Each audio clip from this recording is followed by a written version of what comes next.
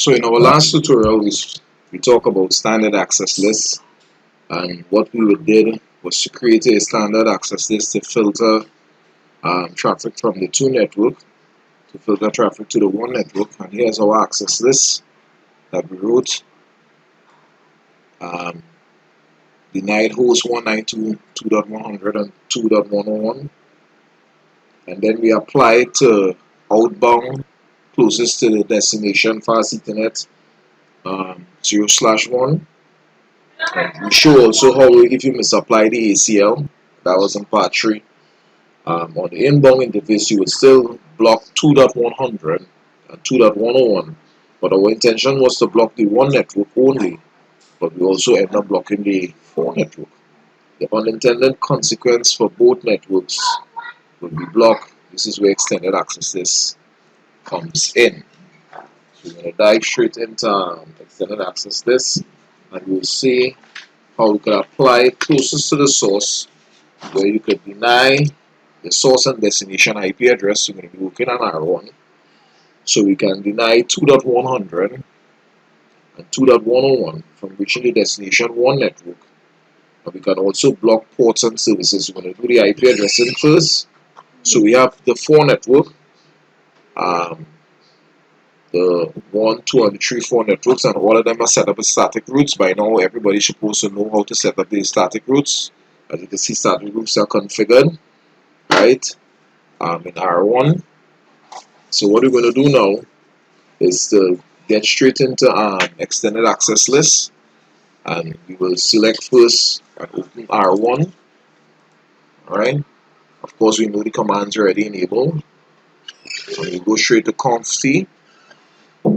Right, and we know that extended access list starts from 100 to 99, so we begin our first access list at 100. So you can go access list here if you wish, dot list, and we could press 100 and a question mark, right, and we would see configuration commands at the bottom that will show up that we could do it from 100 to 109, and if you're supposed to put a space and then a question mark, you'll see we could either deny, permit, alright, and this is basically dealing with source and destination IP address. So for example, if I was to take the command denied, press a space bar and go a question mark, we could see that we could also deny ports here, TCP, and we're going to do a lesson on how to deny TCP ports and so on.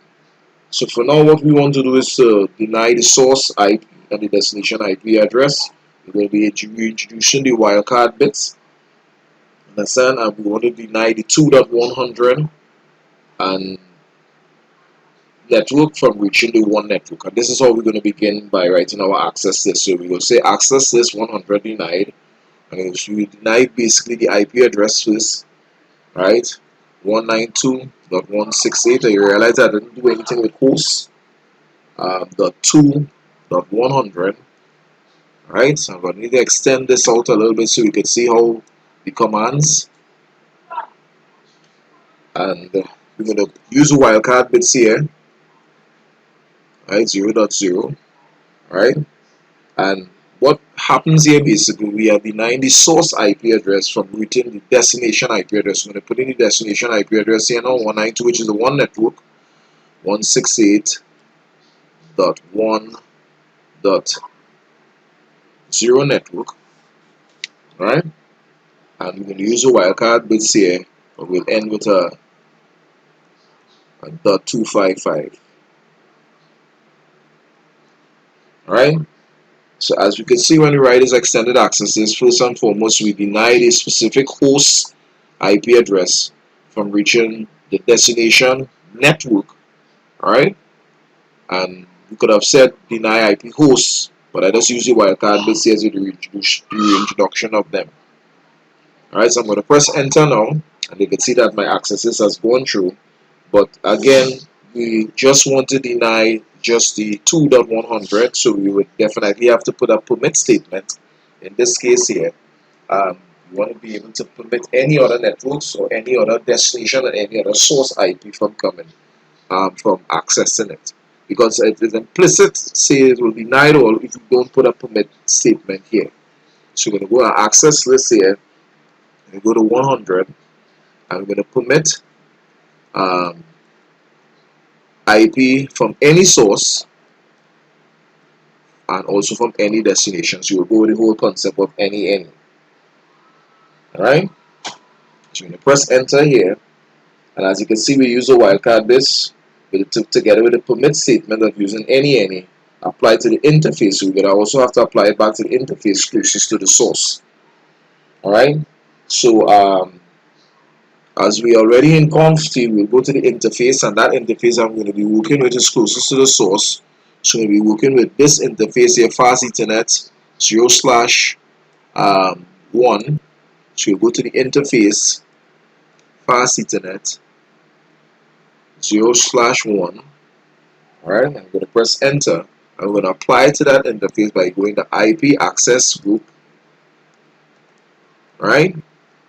And the IP access group that we use was 100, and of course it will be inbound. Alright?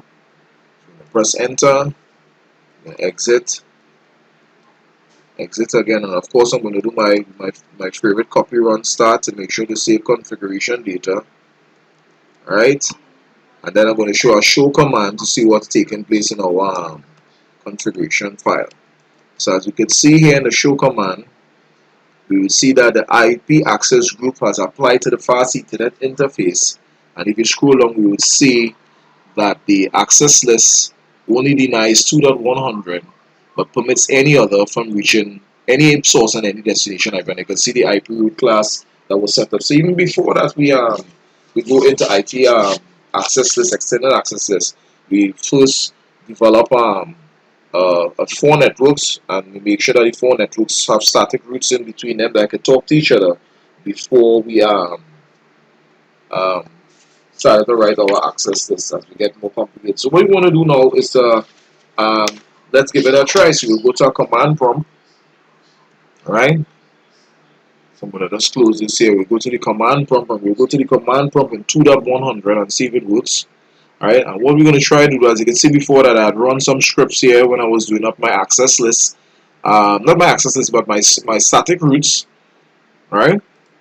So we see that they were able to reach both networks, both the 1 and the 4 network. So let's see if the 2 networks would be allowed to reach the 1 network. So we're going to try and see if that is possible. So we'll go to our ping command and go to 192.168.1.100 and see if we'll be able to reach that. And of course, it will say destination unreachable. So it denies the 2.100 from reaching the 1 network.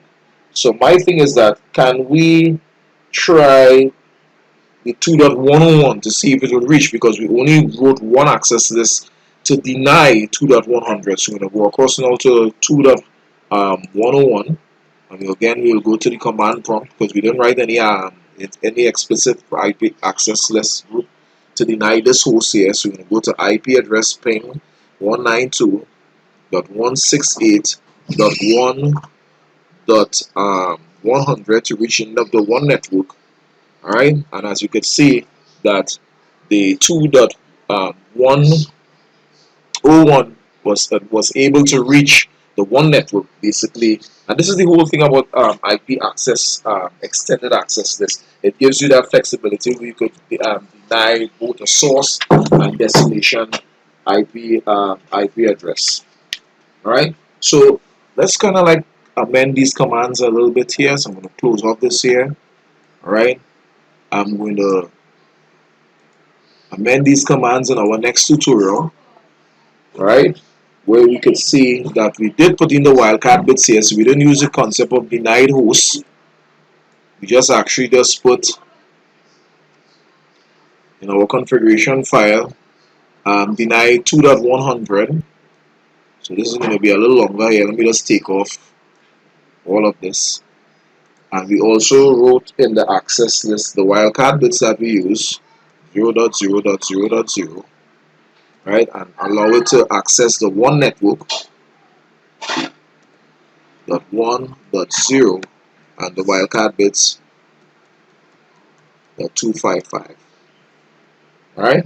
And of course we permitted any, right?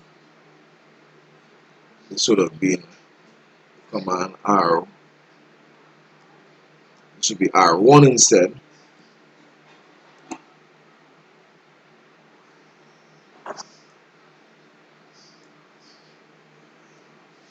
This should be R1. And this IP access list would be, instead of 1, it would be 100.